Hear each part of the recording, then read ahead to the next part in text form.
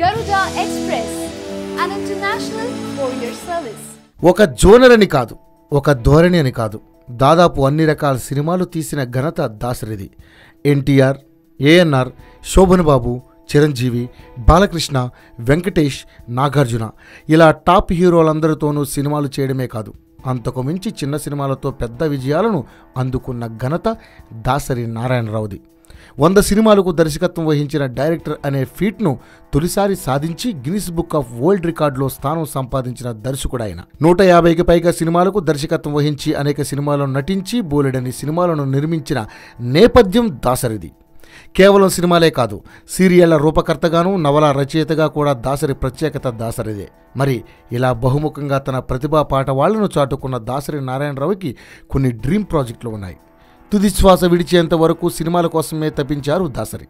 సినిమాలే ధ్యాసగా బతికారు. కొన్నాళ్లుగా దాసరి వివిధ ప్రాజెక్టులను అనౌన్స్ చేస్తూ వచ్చారు. తన డ్రీమ్ ప్రాజెక్టులేవో చెబుతూ వచ్చారు. వాటిలో ముఖ్యమైనది మహాభారతం. మహాభారత కథను సినిమాగా తెరకెక్కించాలని ఉందని దాసరి కొన్నాళ్ల కిందట చెప్పారు. వివిధ భాగాలుగా ఆ సినిమాను రూపొందిస్తానని, భారీ బడ్జెట్తో రూపొందిస్తానని దాసరి చెప్పారు. ఇక కేవలం మహాభారతమే కాదు, కొంతకాలంలో దాసరి నిర్మాణ సంస్థ నుంచి వివిధ టైటిళ్లు రిజిస్టర్ అయ్యాయి. వాటిలో సన్, అమ్మ వంటి సినిమాలు ఉండడం గమనార్హం. సన్ అనే సినిమాతో తన తనయుడు అరుణ్ కుమార్ను రీలాంచ్ చేయాలని దాసరి భావించాడని కొంతమంది అంటారు.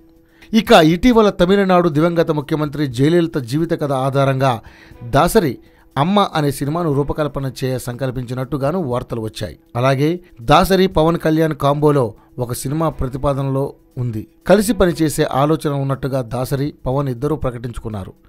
దాసరి స్వర్గస్థులవ్వడంతో ఈ సినిమాలన్నీ కేవలం ప్రతిపాదన దశలోనే ఆగిపోయినట్టే.